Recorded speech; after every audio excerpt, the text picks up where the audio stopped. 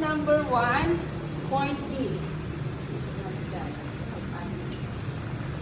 So, measure 1 inch. And then draw. Ano direction? 3/4 to 1 inch. 3/4 to 1 inch. Ay, 3/4 to 1. Pwede. Matintindas 1 inch na yung susan. Pati po na kayo. Nagkabali kayo dito. So, Or, mabalin tayo dito with PTL square. So, draw a line. Kasi overlap. Dapat na mga bulisnis. Kaya, dapat ada pagyanan ng button. So, up. Square downward. Wala na po pababa. Pagpangalan ng net. So,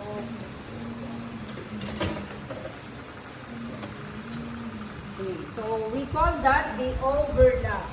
Kasi front opening is una. Gusto ipagyanan kay botones. Botones sa ribak.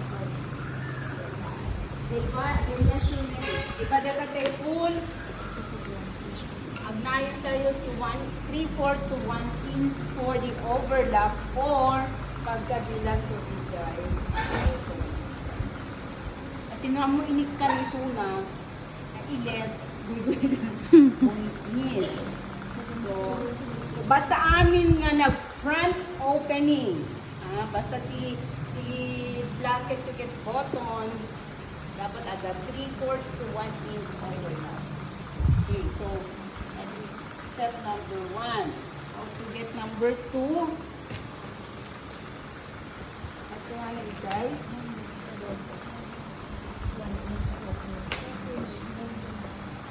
Okay. So, nasaan yung bus line natin? So, nandoon. Okay. So, mag-relate. So, that is number 1. Okay. Base 1. How to get number 2 is from number 1, mangingato pati 1 pins. That is number 2. And then F2, 3. Above bus ko na so dijay. Number 2. How to get number 3 is ito yun pa. Agles tayo from F. From point F, to get number 3 is 1/2 inch. Kumbaga, i-widen mo yung base ng neck. So, 2.5 dati or more. Mabalin pa mo kaya't yung analog. Bigyan medyo nalaw-law kasi hanggang 1 inch. 1/2 kasi close talaga at continuous color. Kung kaya't ang nalaw-law basta yan neck, mabalin mo hanggang 1 inch ti iles mo ijay. F. Ijay. So, let's continue. So, number 3. 1/2 to what? 1/2 to 1 inch ti mailes. Yan is standard. Ito, dati ma'am, ngayon ang niti 1/2. When? Kasi Depilag ta basic. Depilag ta lesson lang. Diyan lang color dijay. Haang maisutikwa. In making a blouse with a continuous color, you need the pattern for front. Well, katam. agles ka lang front. Then connect 2 to 3 with a straight line extended upward using the and square. So 2 to 3.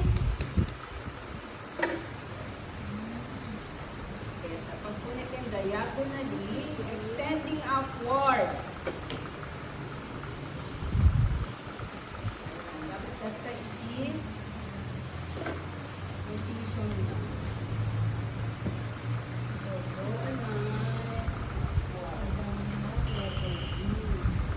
Then, 2 to 3 with extended. Then, 3 to 4. So, kapanantay 3 to 4 hanga din, ang line should be on the shoulder. Try tayo number 3. Right? So, measure 3.5. I-giant linya ini pangrukudang 3.5. And that is number 4. Number 4. 4 to 5. 2.5 manengem. You need to draw a right angle from number 4. Yan. Naka-right angle dyan for me. And then measure 2.5. Baliktadin lang din dyan. Yung inches part.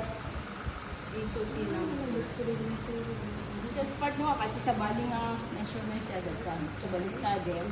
2.5. Kaakaba iti color. Kayo. Sumijay. Sumipadiday. Next.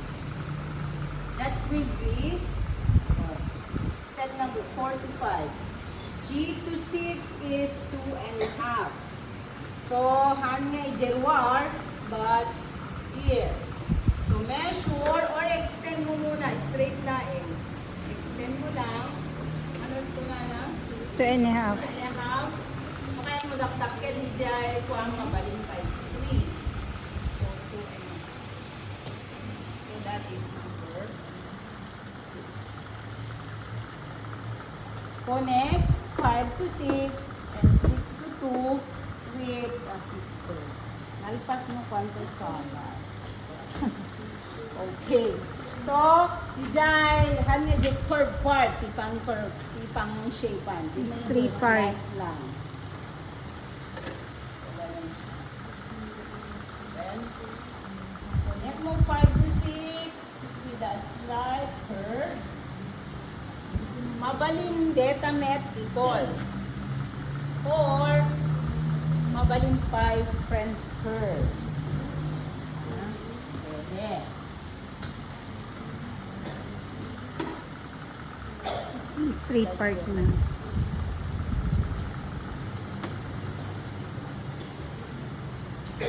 At pas mo po ang kay continuous wala. Extension. Kumbaga, extension, awan itikat kumbaga built-in. Nakakadulog ka bodies with the mga nakasina din.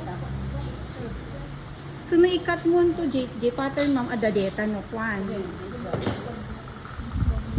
Tapno the partner na to come up with this one. Instead of the neckline. And the facing the law. Or we call that tail lock.